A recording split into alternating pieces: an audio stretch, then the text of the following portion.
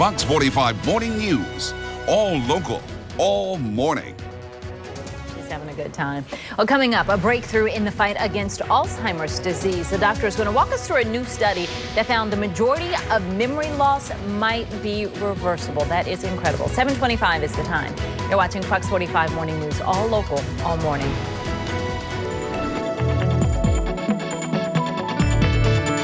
Alzheimer's disease affects 50 million worldwide, and now research out of Australia is being labeled as a breakthrough with restoring memory loss. But there's a catch. Here now to discuss the research and how quickly the testing may start on humans is Dr.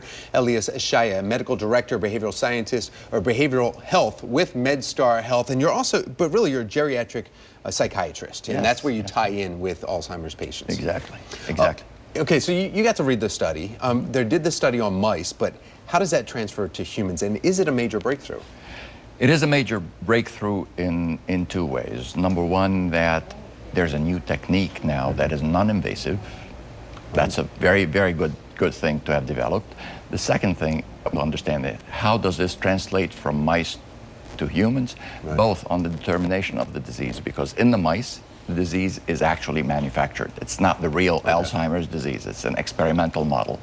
Does that translate well into humans? And then when we take these ultrasounds and apply them to human brains, can we modify them in a way that they will continue to be useful? However, it is really a great and exciting development in the field. So it is, but, and that's interesting to kind of approach it with caution, I guess, if you will. But when you say the ultrasound, explain that process. They were saying, I was reading about it, it's plaque buildup in the brain. Yes, so the amyloid plaques, as we call them, these are toxic proteins, let's say, that get deposited in the brain in a way that seem to damage the brain. That's our best guess at this point in time. That's still work in progress.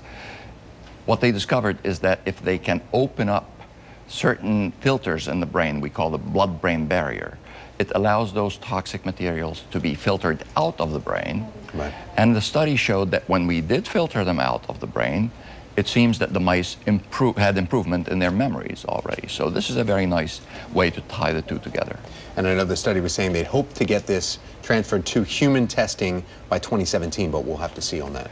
We'll have to see on that. In the meantime, I think it's important to remember that research is going on, breakthroughs are happening. We do need to feel hopeful. In the meantime, let's do the best we can, and we have tools we can use today to help our patients, and very importantly, to also pay attention to the caretakers who are taking care of them. That's a very important. Doctor, thank you so much. We appreciate your time. Thank you, Tom. Well, coming up, we continue to follow